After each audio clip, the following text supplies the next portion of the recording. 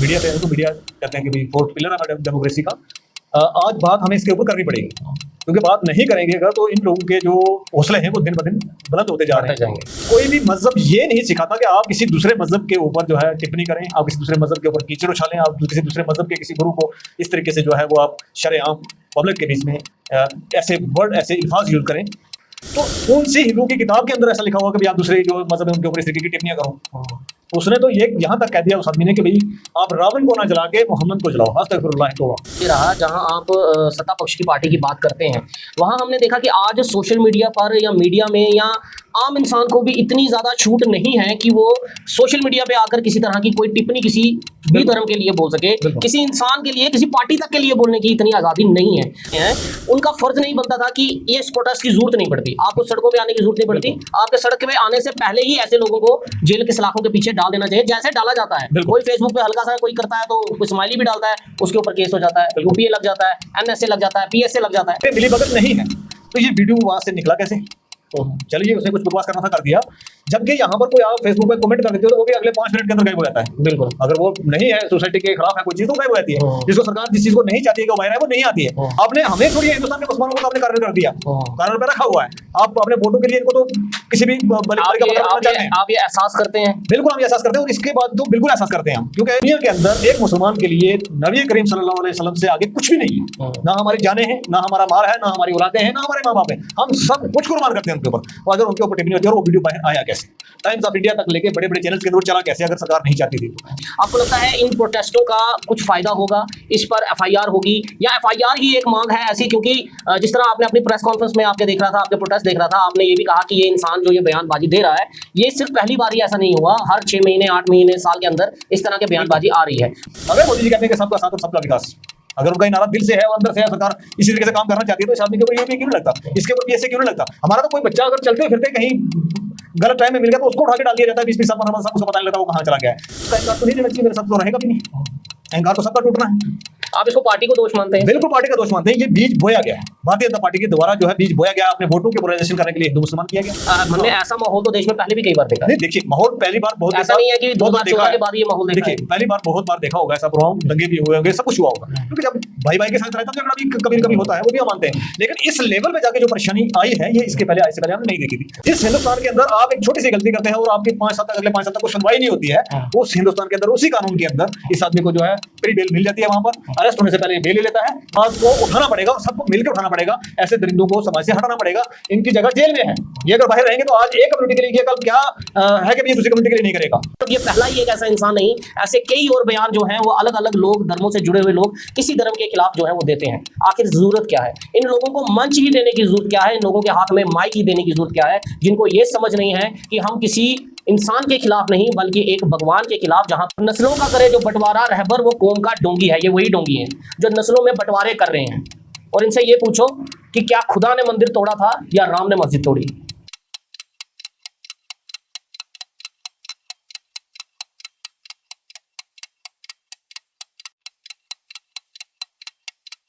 भारत देश हमारा जो है वो संस्कृति से जुड़ा हुआ है। हर धर्म के लोग जो हैं इसमें प्यार से और आपस में मिलजुल कर रहते हैं, लेकिन फिर भी ना जाने क्यों कुछ ऐसे लोग वो इस ताल्लुकातों को, इन रिश्तों को, इन बनाए हुए जो आपस का प्यार है, बार बार उस पर अपना वार करने पर वो बाज नहीं आते। ऐसा ही एक प्रोटेस्ट जो है वो हमने आज सुबह बठिंडी में जो है वो देखा, जहाँ पर एक बयान को लेकर जो है वो बवाल हो गया। किसी एक इंसान ने कुछ ऐसा कह दिया जिसको लेकर एक समुदाय जो है उसकी भावनाएं जो हैं वो ठेस हुई हैं और होनी भी बनती हैं, क्योंकि जो बोला गया वो बिल्कुल बर्दाश्त के बाहर था। मेरे साथ सफ़ीर चौधरी हैं, प्रोटेस्ट को इन्होंने लीड भी किया और कल रात को भी एक इनकी वीडियो जो है वो वायरल हुई, जिसको लेकर इन्होंने उस बयान की मजम्मत भी की और ये भी कहा कि कल इस पर हम एक प्रोटेस्ट करेंगे और लोगों को बुलाया भी। सफ़ीर जी, क्या ज़रूरत पड़ जाती है जब हम भारत देश की बात करते हैं तो हम एक गुलदस्ते की बात करते हैं जहाँ पर हिंदू, मुस्लिम, सिख, ईसाई सब आपस में प्यार से रहने की कोशिश करते हैं, लेकिन फिर भी कुछ इस तरह के बयान जो हैं वो अलग अलग समय में हमें देखने को मिले हैं, जो हमारे आपस का जो प्यार है उसको कहीं ना कहीं ठेस पहुंचाते हैं। देखिए, सबसे पहले तो आपके बहुत शुक्रगुजार हैं हम, पूरी उम्मत मुसलमान की तरफ से और पूरे बठिंडा सुजमा के लोगों की तरफ से कि आपने हमारा प्रोटेस्ट बहुत अच्छे से कवर भी किया और इस पर आप बात करने के लिए निकले, क्योंकि आज जो हमारी सेकुलर फोर्सेस हैं उनको ये बहुत ज़रूरी है। और जैसे कि आप मीडिया से हैं तो मीडिया कहते हैं कि भाई फोर्थ पिलर है डेमोक्रेसी का। आज बात हमें इसके ऊपर करनी पड़ेगी, क्योंकि बात नहीं करेंगे अगर तो इन लोगों के जो हौसले हैं वो दिन ब दिन बुलंद होते जा रहे हैं, बढ़ते जाएंगे। हिंदुस्तान के सेकुलर फोर्सेस की अगर हम बात करें तो यहाँ पर हिंदू भी हैं, यहाँ पर मुसलमान भी हैं, यहाँ पर सिख भी हैं, यहाँ पर ईसाई भी हैं। तो एक गुलदस्ते के तरीके से हम रहते हैं। यहाँ पर हमारी बहुत सारी चीज़ें कॉमन हैं। हम commonly known as Indian, we are Indians. इसके बाद कोई एक ऐसा आदमी निकलता है, मैं समझता हूँ कि एक ऐसा गलीज आदमी जो किसी हिंदू का सगा नहीं हो सकता। अगर वो हिंदू बन के वहाँ पर तकरीर कर रहा है और ये कह रहा है तो ये किसी हिंदू का सगा नहीं हो सकता। किसी भी मजहबी किताब में वो आप चाहे इस्लाम की रूह से कुरान पाक को ले लीजिए, सिख मज़हब के रिलेटेड जो आप गुरु ग्रंथ साहब को ले लीजिए, आप हिंदू मज़हब के हिसाब से जो है उनकी पवित्र किताब गीता और बाकी किताबों को ले लीजिए। कोई भी मज़हब ये नहीं सिखाता कि आप किसी दूसरे मज़हब के ऊपर जो है टिप्पणी करें, आप किसी दूसरे मज़हब के ऊपर कीचड़ उछालें, आप किसी दूसरे मज़हब के किसी गुरु को इस तरीके से जो है वो आप शरेआम पब्लिक के बीच में ऐसे वर्ड, ऐसे अल्फाज यूज़ करें। ये कोई भी मज़हब नहीं सिखाता है। मैं तो उस आदमी को नहीं समझता कि भाई ना पहले तो ना वो हिंदुस्तानी है, क्योंकि अगर हिंदुस्तानी हो तो वो बाउंड्री की बात नहीं करेगा। अच्छा। उसके बाद मैं उसको हिंदू भी नहीं मानता हूँ, क्योंकि अगर वो हिंदू हो तो कौन सी हिंदू की किताब के अंदर ऐसा लिखा हुआ कि भाई आप दूसरे जो मजहब है उनके ऊपर इस तरीके की टिप्पणियां करो। उसने तो ये यहाँ तक कह दिया उस आदमी ने कि भाई आप रावण को ना जला के मोहम्मद को जलाओ। अस्तगफिरुल्लाह तौबा, मतलब रावण को ना जला के आप मोहम्मद को जलाओ। मोहम्मद को जलाओ। तो ये इस तरीके की बात, ये जो बयान दिया है जो सफीर भाई बोल रहे हैं, ये वाकई बर्दाश्त करने से बाहर बयान है और ऐसे टिप्पणियां करने से बचना चाहिए। बिल्कुल बचना चाहिए। हमारा जो आज का प्रोटेस्ट था, सिंह साहब हम बता देना चाहते हैं कि भाई आज का प्रोटेस्ट जो था वो इसलिए था कि भाई आज तक जब से भारतीय जनता पार्टी पावर में आई है सेंटर के अंदर, इसने ये कोई पैरेलली एक तरीके का एजेंडा चलाया है यहाँ पर पोलराइजेशन करने के लिए, हिंदुस्तानियों को डिवाइड करने के लिए। हिंदुस्तानियों को डिवाइड किया जाता है मजहब के रूप से, उसको डिवाइड किया जाता है कि भाई जो सिख है तो मुसलमान है तो हिंदू है, उस चीज़ में डिवाइड किया जाता है। तो आज का जो प्रोटेस्ट था हमारा, हम ये बताना चाहते हैं यहाँ से, क्योंकि आपने देखा होगा प्रोटेस्ट के अंदर हमारे सिख भाई भी थे, हमारे हिंदू भाई भी थे, तो मुसलमान तो थे ही।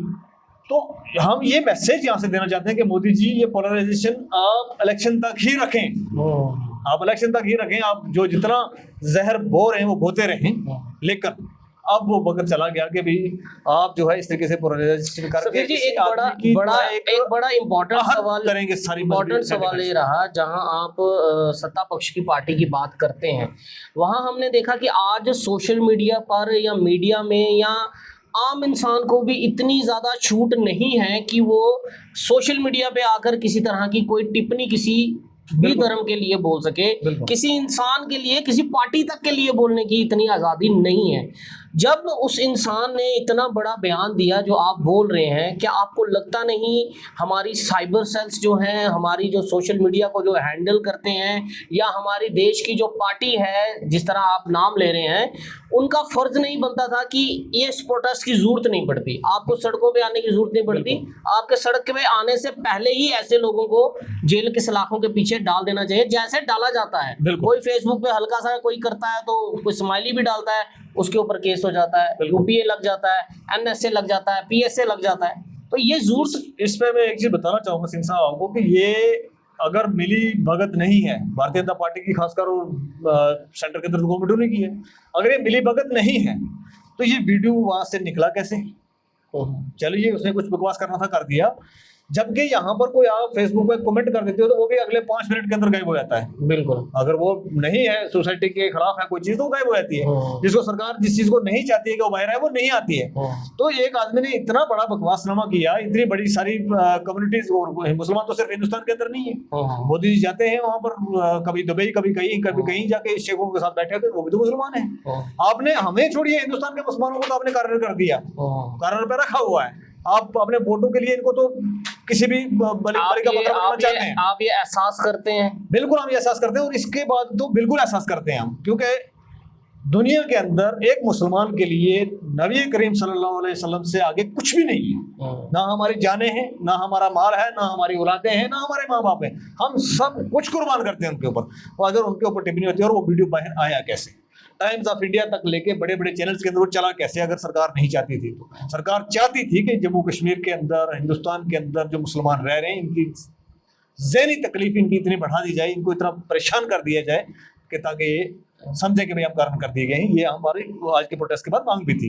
अगर मोदी जी कहते हैं कि सबका साथ और सबका विकास, अगर उनका ये नारा दिल से है और अंदर से है, सरकार इसी तरीके से काम करना चाहती है, तो इस आदमी के ऊपर यूपी क्यों नहीं लगता, इसके ऊपर पीएसए क्यों नहीं लगता? हमारा तो कोई बच्चा अगर चलते फिरते कहीं गलत टाइम में मिल गया तो उसको उठा के डाल दिया जाता है, 20-20 साल 15 साल, उसको पता नहीं लगता वो कहाँ चला गया है।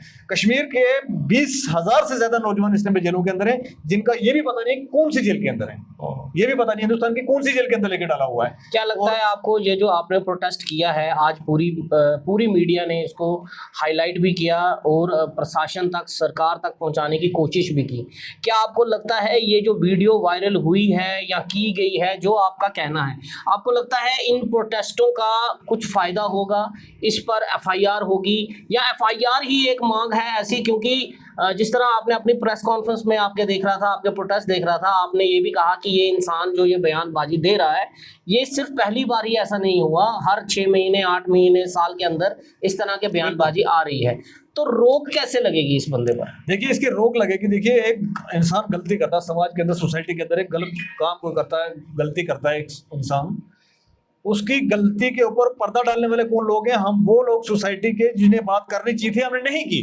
उसमें हमारे मीडिया के हजरात हों, उसमें हमारे जो पढ़े लिखे अच्छे तबके के लोग इंटेलेक्चुअल्स हों, उसके अंदर जो मजहबी रहनुमा हों, वो चाहे सिख कम्युनिटी से हो, चाहे मुसलमान कम्युनिटी से हो, चाहे हिंदू कम्युनिटी, सबको बोलना चाहिए, सबको कंडेम करना चाहिए इसको, और आगे बढ़ के इसको अपने तरीके से देखना चाहिए। जैसे कि आज अगर मुसलमानों की दिलाजराई हुई है, तो इसके ऊपर मैं चाहता हूँ कि यहाँ पर हमारे सिख भाई सामने आए, हमारे हिंदू भाई, वो इंटेलेक्चुअल लोग, वो जो चाहते हैं कि हिंदुस्तान गुलदस्ते की तरह रहे, वो सामने आना होगा। क्योंकि अगर ये हम सिर्फ अपने तक महदूद रखेंगे ना इन चीजों को, तो ये कभी रोक नहीं लगेगी। सफीर जी,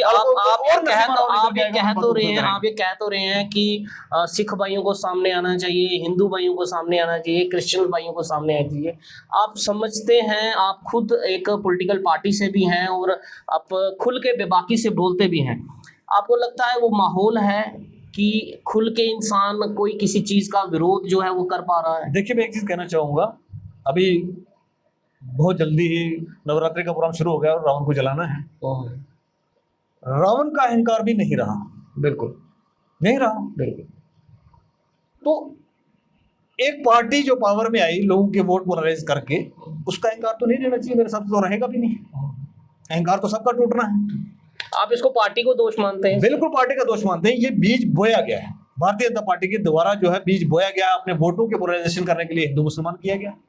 जम्मू कश्मीर के अंदर एक दंगे हमने ऐसा माहौल तो देश में पहले भी कई बार देखा। नहीं देखिए, माहौल पहली बार बहुत ऐसा नहीं है कि 2014 के बाद ये माहौल देखा। देखिए पहली बार बहुत बार देखा होगा ऐसा प्रोग्राम, दंगे भी हुए होंगे, सब कुछ हुआ होगा, क्योंकि जब भाई भाई के साथ रहता है झगड़ा भी कभी न कभी होता है, वो भी हम मानते हैं। लेकिन इस लेवल पे जाके जो परेशानी आई है, ये इसके पहले आए से पहले हमने नहीं देखी थी। मैं तो सीधा कहता हूँ कि इसके सारे कारोबार के पीछे बीजेपी, जो भारतीय जनता पार्टी की सरकार इसमें बैठी हुई है, वो इसके पीछे बिल्कुल जो है जिम्मेदार हम मानते हैं उसको। अगर वो अपनी जिम्मेदारी मानते हैं कि भाई हम इसमें जिम्मेदार नहीं है, तो उस आदमी के ऊपर आपने देखा ये जो मंच से जो बोला गया है, कहाँ से बोला गया है? ये यूपी के अंदर बोला गया है। यूपी के अंदर? हाँ, और एक मजेदार इसके अंदर बातें और ऐड कर दूं, क्योंकि अभी काफी लंबा हो गया इंटरव्यू में, ऐड कर दूं कि इस आदमी ने जो योगी जी आई प्रोटेक्ट कर रहे हैं ना उसको, कि खाली एफआईआर ना रखो, यूएपीए मत लगाओ, इस पे पीएसए मत लगाओ, उन योगी जी के खिलाफ भी इस आदमी ने बहुत अभद्र भाषा का पिछले साल यूज किया था। ठीक है जी, वो भी एक एफआईआर था रहा, 5 दिन के अंदर उसकी जमानत होगी। और जिस हिंदुस्तान के अंदर आप एक छोटी सी गलती करते हैं और आपकी 5 साल तक, अगले 5 साल तक कुछ सुनवाई नहीं होती है, उस हिंदुस्तान के अंदर, उसी कानून के अंदर इस आदमी को जो है प्री बेल मिल जाती है, वहां पर अरेस्ट होने से पहले ये बेल ले लेता है। इस वीडियोस को लेकर कोई अगर कार्रवाई नहीं होती है तो अगली आपकी क्या? देखिए मैं आपके विश्वास से, क्योंकि आपको बहुत लोग देखते हैं समझते हैं, मैं आपके विश्वास से एक चीज कहना चाहूंगा कि हमारे यहाँ के सिख भाई, हमारे यहाँ के हिंदू भाई, हमारे यहाँ के तमाम इंटेलेक्चुअल्स, मुसलमान भाई, सबसे गुजारिश करूंगा कि आप वो वक्त आन पड़ा है कि हमें आवाज़ रखनी पड़ेगी, अपना जो बात है वो रखनी पड़ेगी। हम डर के इस तरीके से नहीं बैठ सकते कि भाई जी हम बात रखेंगे तो पता नहीं क्या हो जाएगा, हमने सोशल मीडिया पे कुछ लिख दिया तो पता नहीं क्या होगा। अपनी सच की आवाज़ को उठाना पड़ेगा और सबको मिलकर उठाना पड़ेगा। ऐसे दरिंदों को समाज से हटाना पड़ेगा, इनकी जगह जेल में है। ये अगर बाहर रहेंगे तो आज एक कम्युनिटी के लिए किया, कल क्या है कि ये दूसरी कम्युनिटी के लिए नहीं करेगा। पंजाब का इलेक्शन आएगा तो ये सिखों के खिलाफ बोलेगा, जम्मू कश्मीर का इलेक्शन आया तो ये मुसलमानों के खिलाफ बोला, आज हरियाणा का इलेक्शन आ रहा है तो वहां के किसी और के खिलाफ बोलेगा। इस आदमी का ये काम है और ये प्लांटेड आदमी है, रोकना जरूरी है, इसको रोकना जरूरी है। बहुत बहुत शुक्रिया समीर जी। आखिर हम क्यों ऐसे लोगों को मंच जो है वो दे देते हैं? क्योंकि ऐसे लोगों का माइक देना, इन लोगों को मंच देना, वो समाज के लिए बहुत ही ज़्यादा खतरनाक है। क्योंकि ये लोग जो हैं हमारे, अगर गुरु नानक देव जी की बात करूं तो उन्होंने 21 ओंकार जो है बताया था और कहा था कि सब का मालिक एक है, लेकिन इनका मालिक कौन है और इनके कितने चेहरे हैं ये समझ से परे हैं। क्योंकि ये सिर्फ ये पहला ही एक ऐसा इंसान नहीं, ऐसे कई और बयान जो हैं वो अलग अलग लोग, धर्मों से जुड़े हुए लोग किसी धर्म के खिलाफ जो है वो देते हैं। आखिर ज़रूरत क्या है? इन लोगों को मंच ही देने की ज़रूरत क्या है? इन लोगों के हाथ में माइक ही देने की ज़रूरत क्या है? जिनको ये समझ नहीं है कि हम किसी इंसान के खिलाफ नहीं बल्कि एक भगवान के खिलाफ, जहाँ पे पूरी समुदाय है, उनकी भावनाएं हैं, उन भावनाओं को ठेस पहुंचाएंगे, माहौल खराब हो सकता है, आपस के रिश्ते खराब हो सकते हैं। इसलिए सबसे अपील है, ऐसे लोगों को मंच नहीं देना चाहिए। और इन लोगों के लिए एक बात ज़रूर कहना चाहूँगा, एक आशुतोष राणा की एक बड़ी अच्छी जो है वो कविता है। उन्होंने लिखा कि बांट दिया जब धरती को तो चांद सितारों का क्या होगा, कई नदियों के नाम लिखे बहती धारों का क्या होगा, शिव की गंगा भी पानी है और आबे जमजम भी पानी है, मुल्ला भी पिए पंडित भी पिए, पानी का मजहब क्या होगा। और इन फिरका प्रस्तों से पूछो क्या सूरज अलग बनाओगे, एक हवा में सब बहते हैं, क्या हवा भी नहीं चलाओगे। और नस्लों का करे जो बंटवारा, रहबर वो कौम का डोंगी है। ये वही डोंगी हैं जो नस्लों में बंटवारे कर रहे हैं। और इनसे ये पूछो कि क्या खुदा ने मंदिर तोड़ा था या राम ने मस्जिद तोड़ी। इसलिए ऐसे लोगों के हाथ में जब हम मंच में जब माइक पकड़ाते हैं तो ऐसी ही प्रेस कॉन्फ्रेंस करनी पड़ती हैं, ऐसे ही प्रोटेस्ट देखने पड़ते हैं। हम अपील करते हैं सत्ता पक्ष से, प्रधानमंत्री नरेंद्र मोदी जी से कि इस वीडियो का सच क्या है उस सच को सामने लाया जाए और इस इंसान को जो है वो सलाखों के पीछे डाला जाए। और ना ही इसको हर एक धर्म में, अगर कोई किसी धर्म में किसी के खिलाफ, किसी के धर्म के खिलाफ इस तरह की टिप्पणी देता है, उसको खुलेआम इस आबो हवा में रहने का कोई हक नहीं है आज़ादी से, उसको सलाखों के पीछे ही जो है रहने का हक है। वीडियो को लेकर आपकी क्या राय है? अपनी राय ज़रूर दीजिएगा और वीडियो को शेयर ज़रूर कीजिएगा। दीजिए इजाज़त मेरे को, मैं हरमीत सिंह, जय हिंद।